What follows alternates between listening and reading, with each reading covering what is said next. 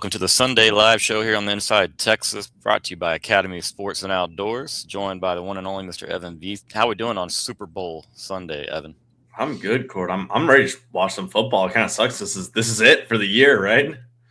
Very bittersweet, man. The same thing with kind of the college football national title game every year. You know, as you're not going to see any college action. Get a few weeks of the pro playoffs. But I will say this: we'll make a Super Bowl prediction. We almost feel like we have to. We'll do that here towards the end.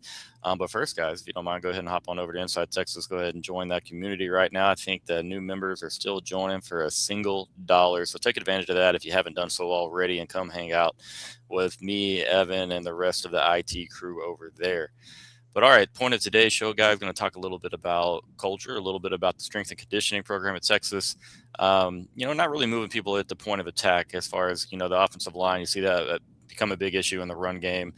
And, from what you know, Evan, is Texas doing anything differently to try and attack strength and conditioning? Or are you trying to get a little bit bigger, a little bit stronger? Just what have you heard in regards to that?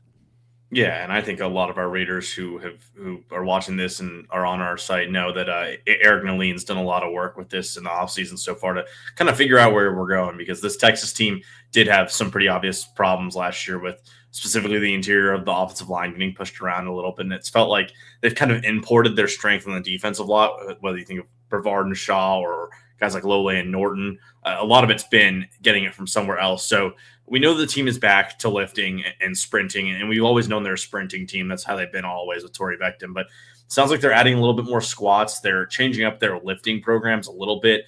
It's a little bit more position instead of bigs versus smalls. So you're going to have players paired up better with what kind of strength you're looking for. So obviously the lines are still going to be intact, but tight ends and linebackers a little more intertwined, and then kind of trickles down through the rest of the group. But I do think that a big part of what this team lacked last year was that extra ounce of physicality that when you think of Ohio State and Georgia, which I think are the two teams, even with Indiana winning this year, those are the two programs Texas is chasing. So those are, I think, are two of the most distinct differences. It's just some of the mass and people moving that those two programs have been able to put into the NFL in recent years. So they're adding more from what we're hearing to the program and getting kind of a bit of a reset onto the program and how they're operating because of all the turnover. I think the number I found was 48% of this team is going to be brand new this year, whether portal or freshman class. So give Sark a chance to kind of turn a new leaf and say, like, hey, this is our all-in year where we have some stuff from the past that we need to bring back, but also this is a chance to say, hey, we can put some new ideas into this team, because it's not the one we were in the semifinal with 2 years ago anymore.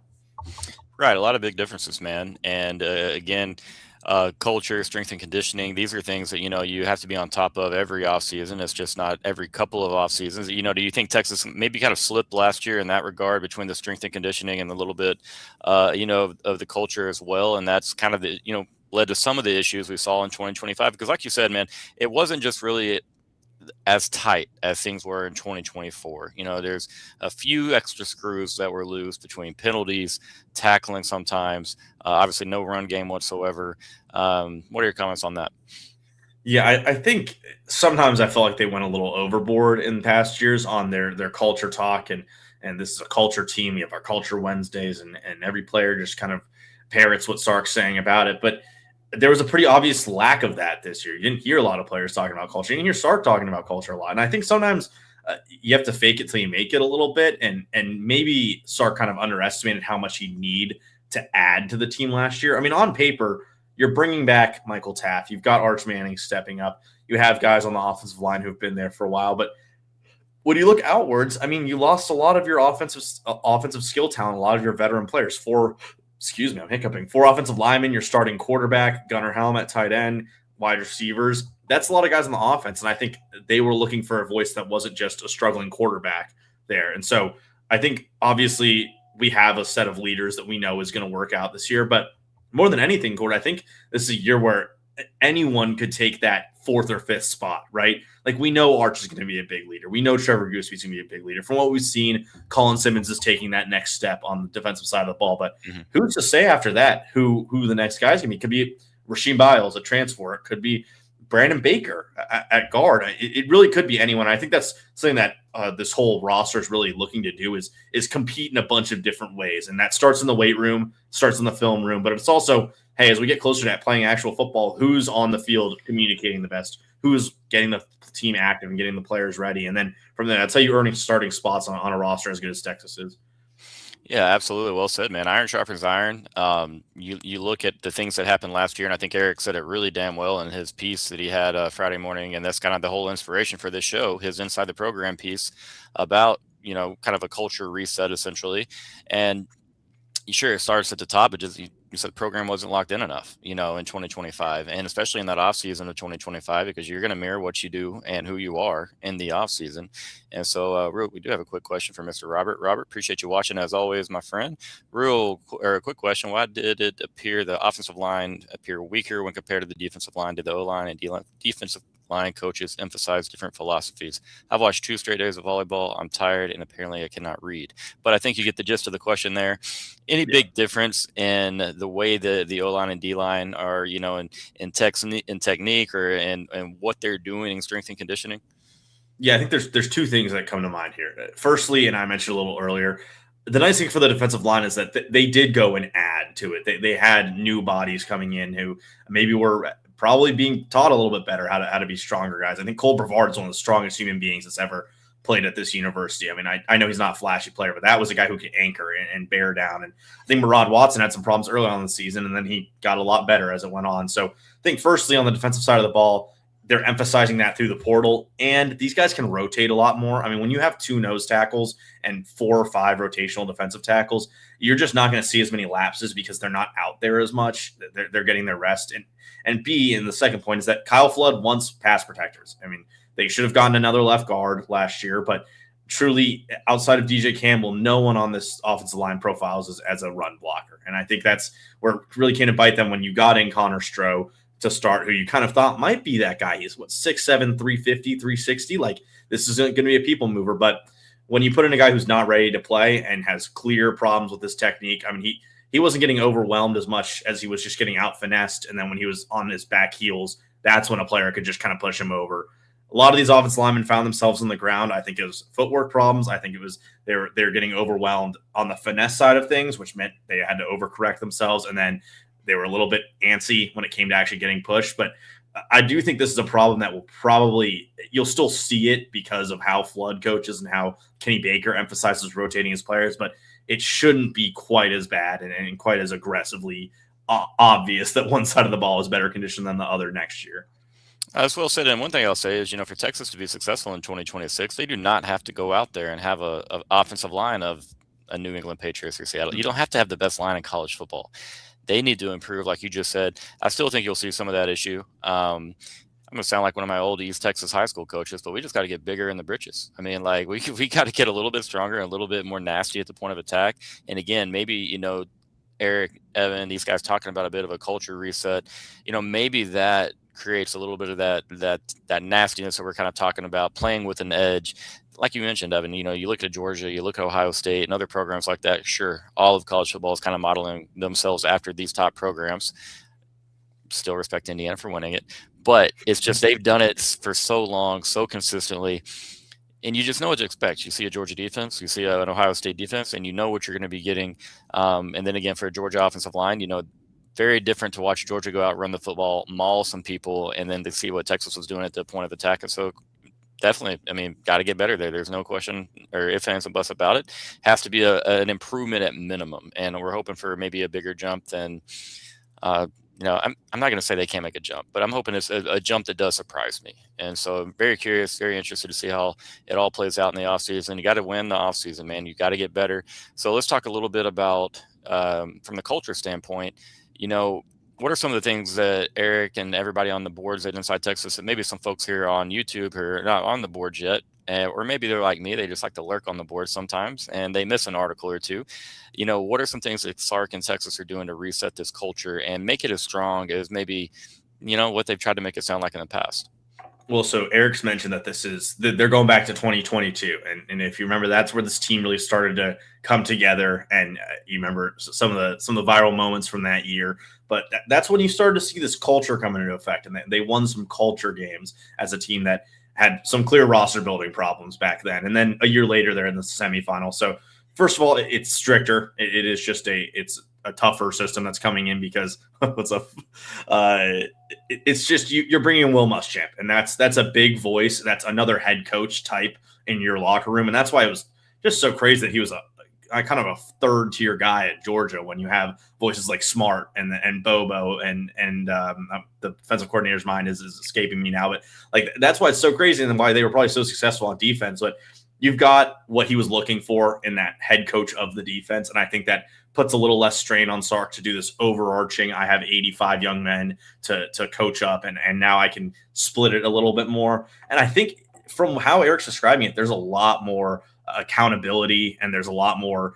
Hey, like we're not going to babysit you. This is you all know this is the year. Like I don't need to tell you that this is Arch Manning's last year. I don't need to tell you that this is Colin Simmons' last year.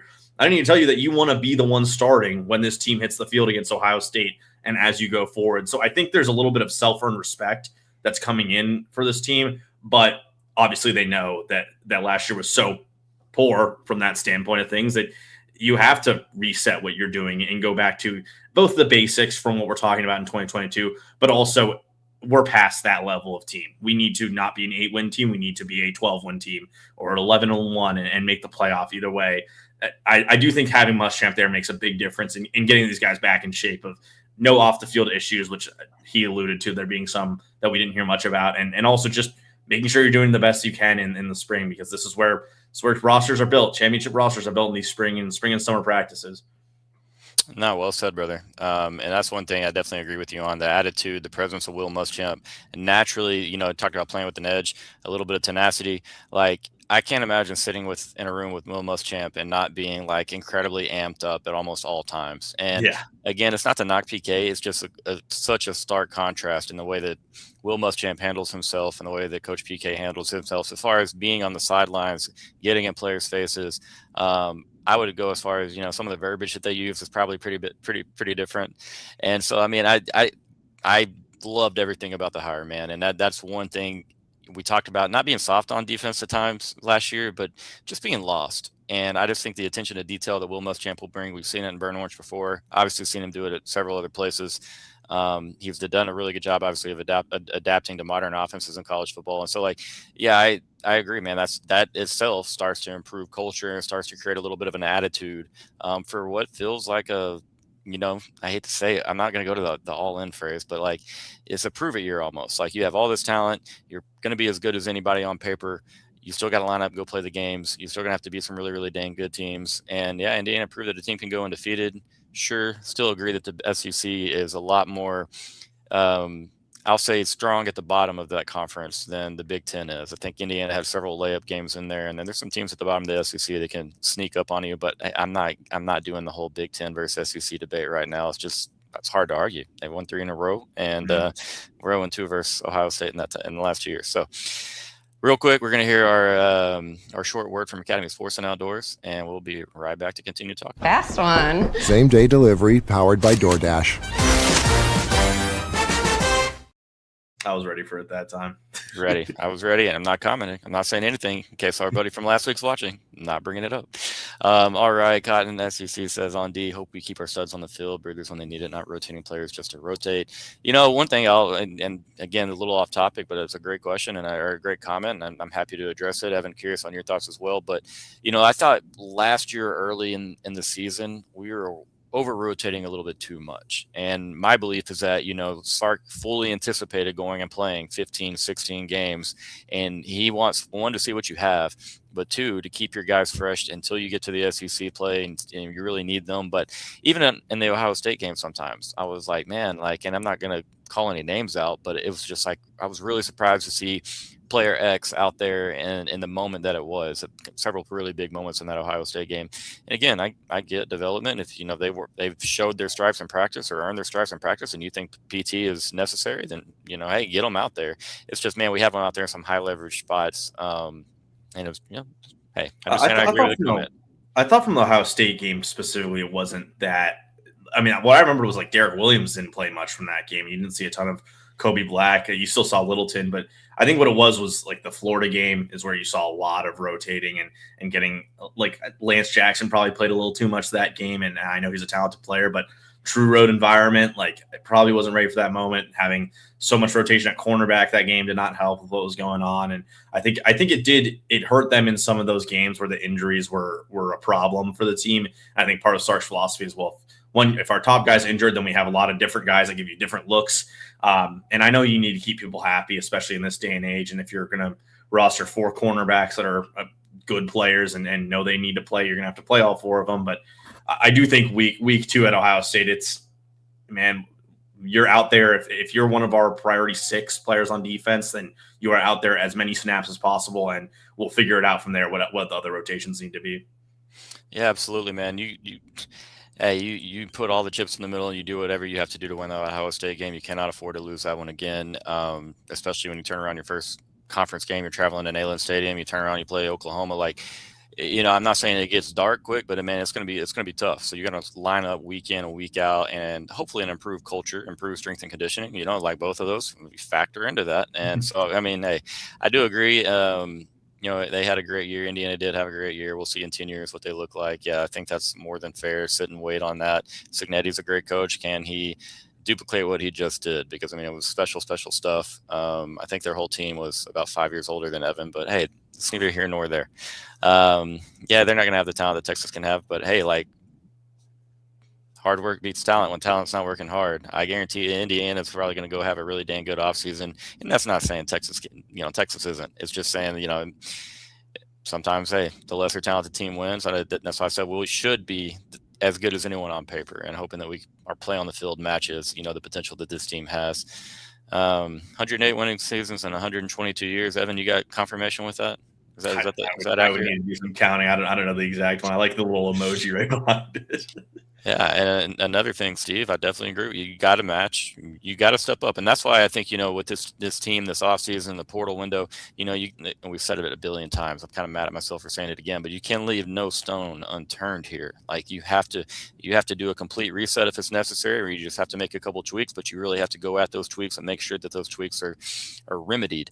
You have penalty issues. You think you're a little weak at the point of attack, yada yada. Whatever your problems are, address them one by one if it's necessary, but knock those out, because this is, again, it feels like, I mean, just imagine what people are going to say if Texas goes in there and misses a playoff again with all this talent. Arch Manning in year 2, you brought in Cam Coleman, you brought in 2 of the fastest backs, it feels like, in college football, and then you're loaded on the defensive side with young talent and some experience returning. So I don't want to live in that world again. I don't want to log on to IT the day after Ohio State and see all the comments waiting for us in the group or over here on the side. I knew that was going to be a fun show. I think, I mean, and I know you guys know this, but this is the most important year of Sark's coaching career, and it probably will be the most important he ever coaches. And that's a lot of pressure that he knows and he's going to put on himself. But the excuses are going to run out if it's not. And I'm personally someone, I've said this, and some people disagree with this. I can live with a team losing in the conference championship game and losing in the title game, or losing in the semifinal to the team that ended up winning. Because at the end of the day, once you get to that game, it's a luck sport. Things happen that are out of your hands. You can coach well, you can outcoach a team and still lose a game. But if you're not getting this team there, then yeah, there's some tough discussions that need to be had. But this is the best offense he's ever trotted out on a field. And I know they had that 2023 team, which was really good, but I think Arch Manning is a different level of talent to Quinn Ewers. It just pure talent, pure NFL guy. And you have Cam Coleman out there who's going to match Adonai Mitchell, and you have the running game and the depth of the 2 running backs you have.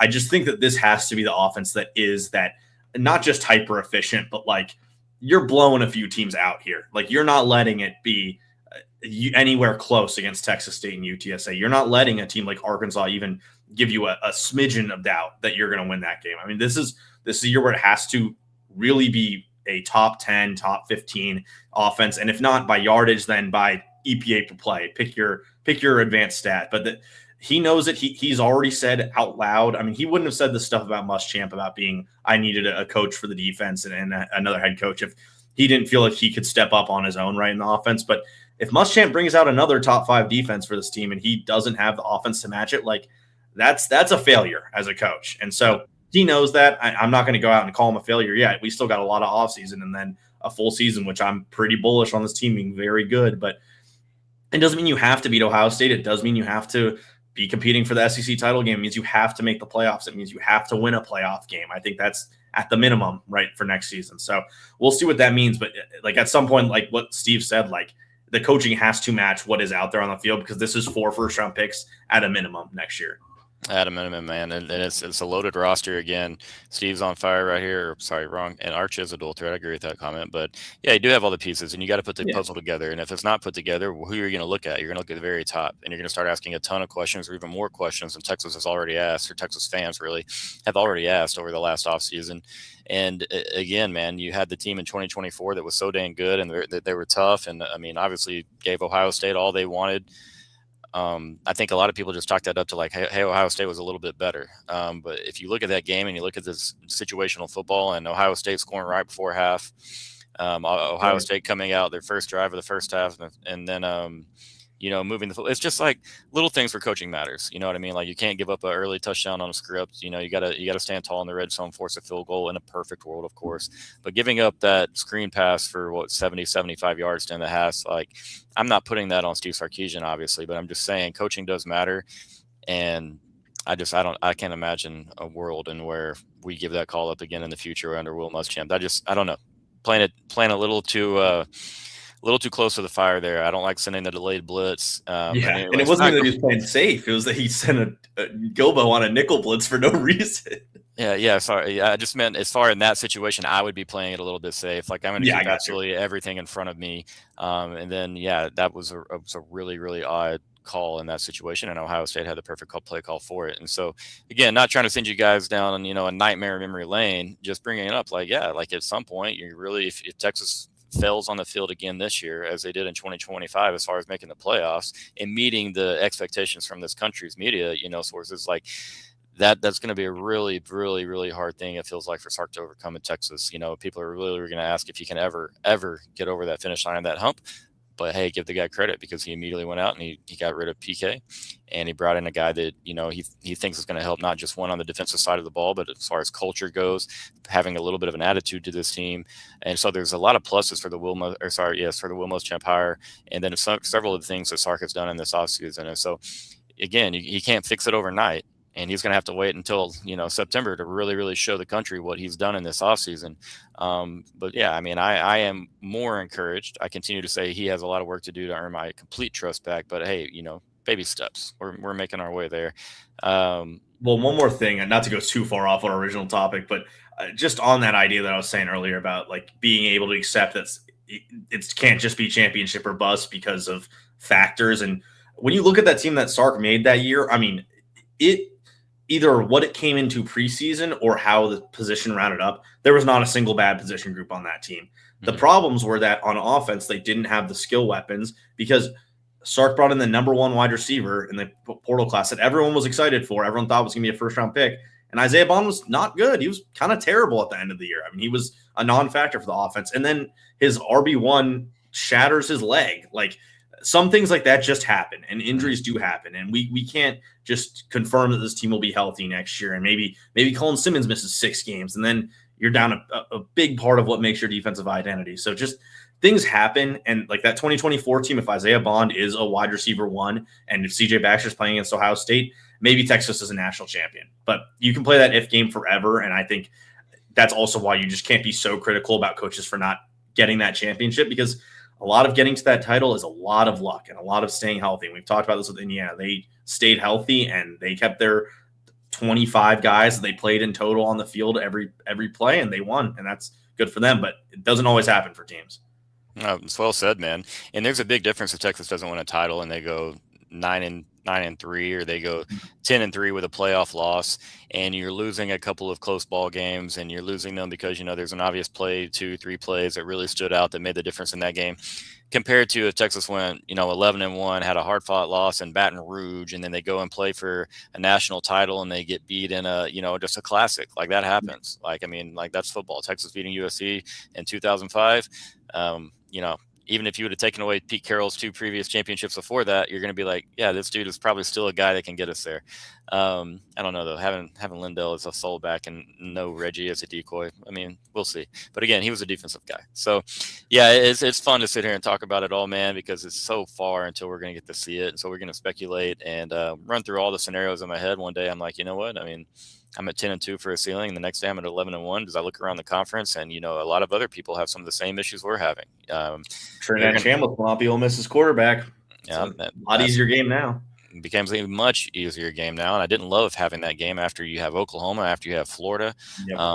2 going to be very physical opponents. They're going to run the football. Well, maybe OU will run it, just probably not very well. But Florida's going to run the football a lot better, in my opinion, in 2026. And yeah, real quick, hated to see Trey Lee. I mean, and a big part of that is from the culture standpoint, being a team leader. And Evan kind of went through some potential team leaders or some obvious team leaders. Who steps up next? Who takes that role? Evan, one more thing I want to get you kind of getting back on original topic. Yes. Kind of get us through the colored shirt system. Yeah. I know the IT readers are going to know what that is, but for those folks, for the folks that are only on YouTube, walk us through the colored shirt system, how that works now that Texas and Sark have brought that back into play. Yeah, so something that Sark's done before, but from what Eric was mentioning, we knew this last offseason. They didn't do it early on. It wasn't a spring thing. It was let's get to the summer. I think part of that had to do with Sark not being quite used to this early enrollee meta culture that it's all coming into, where he just felt like it would be too fast-tracked with the young team. But they're now doing this kind of almost like a karate belt system where based on how you operate as a teammate, and that's overarching with everything, weight room, nutrition, classes, how you operate in the film room, all of these things. I mean, there's so much that goes into the college football way before they ever play a game. And so when you see these guys that are the athletic academic players of the week, and I think this week it was like Jonah Williams and Zealous Hicks or something like that, like that matters. That those guys are then going to progress from white shirts up to gray, and then I think black is the top one, or maybe like a more colored one. Either way, it's just you see Ohio State with their stickers on their helmet. It's just a reward system that makes it so that the guys who are putting in the work are noticed, and that kind of subconsciously, like psychologically, coaches, they see the colors and they say, this is a guy that I should be paying more attention to a little bit. Hey, maybe he is better on the field than I was giving him credit for. That's something like where Jonah Williams would really benefit from. Can he earn his colors while also playing college baseball? And he'll do his best. He's not going to be able to have the same amount of leeway as like Xavier Filsaime, but it's really important for these guys who are going from freshmen to redshirt freshmen or redshirt freshmen to sophomores to show out to these coaches, because it doesn't matter for Arch, it doesn't matter for Gooseby, it doesn't matter for Cam Coleman. It does for these guys on the edges, and that's Texas lacked those guys on the edges this past year, and that's what they need more of this season is depth at guard and more receiver help and players in the back end to play better. So we'll see who really emerges from that. You're going to hear names that are really important coming up, and Eric's going to go, hey, they progressed the shirt system really well. That's why we're hearing Warren Roberson is a key part of the cornerback room. That's why you're hearing that Cryer, Juice Cryer is going to be an important part of this linebacker rotation. No, it's well said, man. And again, I'm a fan of it. I like it a lot more than I did the burnt toast and the runny eggs under a former coach at the University of Texas. And again, I'm all about competition. I'm all about finding ways to motivate yourselves, to motivate your guys. I believe the players are all broken down into 10-man teams essentially, and I think that in itself, you might have some different cultures within your own 10-man teams there, but I think that they're all going to be pushing one another hopefully towards the same common goal. That's obviously Sark's hope, at least. And yeah, I think it's a really good opportunity for the young guys to kind of shoot their, throw their names into the hat a little bit earlier, because you're putting in that work in, you get your right colored shirt on, and all of a sudden, your teammates around you, maybe they're their friends, your peers, or guys you don't fully know on this team yet that have a lot of experience. And all of a sudden those guys are looking at you saying, hey man, I can do a little bit more. I can put a tiny bit more work in, or a lot more work in. I don't want to look across at this cat who's been on campus for a few months and, I don't want to be thought less of than him. I want to put that work in. And so again, I'm a fan of what we're doing. It seems like, Eric is very big on the Sark and the accountability that he's taken. And again, that goes back to the PK hire, to some of the portal moves. Just continue that accountability, continue owning the, that we failed last offseason and ultimately failed in the 2025 season of our own personal goals for the program. But how about this? Would you like old school, bringing back the number 60, the iconic number 60? Obviously, I can't remember who was last to wear it. You've seen a few Texas players over the last 2 decades that have sported the old number 60, but would you be a fan, Evan? Only on the defensive line. That's the only spot where it can work. You give me our best defensive tackle ripping the number 60. I'm cool with it. I know. I mean, I just don't want to see it at linebacker. It looks a little bit odd. I mean, definitely not DB. No, you can't do that. That would be really unique. But no, at the end of the day, man, it's been fun to talk about this with you, Evan. Let's do a quick couple of Super Bowl comments. We'll get you out of here. I know everybody's having fun out there today, and that's great. Be safe. Enjoy yourselves responsibly, please. 3 questions regarding the Super Bowl. Yep. Who wins? Who is the MVP? And will people complain about the halftime show? Okay, well, number 3, yes. I got the Seahawks winning. I think I put my prediction out on Twitter that it's going to be a close defensive battle for a good bit of it, and I think that defense is eventually going to get their stop, their turnover that really matters, and it's going to swing in their favor. They're going to end up winning by like 11 when it was really like a 3 or 4 point game. And I think 2 touchdown catches, JSN gets it. I think it's going to be him. He's going to have his big moment, and already got his offensive player of the year. So I just think he's the best player on the field in this game, and it's going to mean a lot. They're going to target him a lot. I'd also look out for, like, if you want to give me like your sneaky one, like AJ Barner, their tight end. This is the kind of game where a tight end randomly takes over because the defense knows about JSN and they have to accommodate so much for him. They've already talked about Carlton Davis playing he's going to shadow him, and they're going to play safety over top. And you got 2-on-1, and you got a tight end on linebackers and a big, fast tight end. That's a guy who you never know if he gets 2 touchdown catches and suddenly, he's the MVP now. Yeah, I think like you said it well, like JSN is going to be heavily involved. They do a really good job schematically, getting him open, getting him into space. Darnold and him have a great rapport. But yeah, I could totally see a sneaky name coming up, something like that, because I feel like there's going to be so much money on JSN to win MVP today. Yeah, right. Vegas is almost going to get in the headset and be like, please, just go to the tight end here. Go to the back. Give it Nicky Manwari. He's winning it. Yeah, right. Don't ask me who, but I'm going to go a defensive player wins MVP for the Seattle Seahawks. I think we see a 20-17 Seattle win. I couldn't decide 2017 or 2016. I think it ends with New England driving, trying to tie this thing up.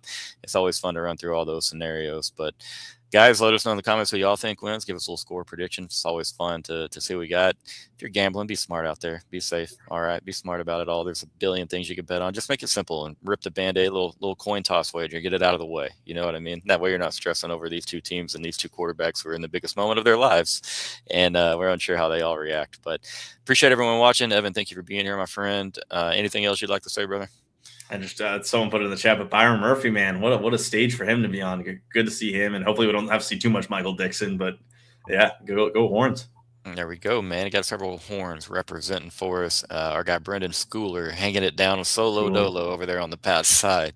So, best of luck to all those guys. Always fun to see the Horns succeed in the NFL, and of course, NFL playoffs and Super Bowl just makes it even more fun. But guys, thank y'all for watching Inside Texas. If you haven't done so yet, please throw a like on the video. Go share it with a friend, and hey, go all enjoy your Super Bowl Sundays. Until next time, thanks.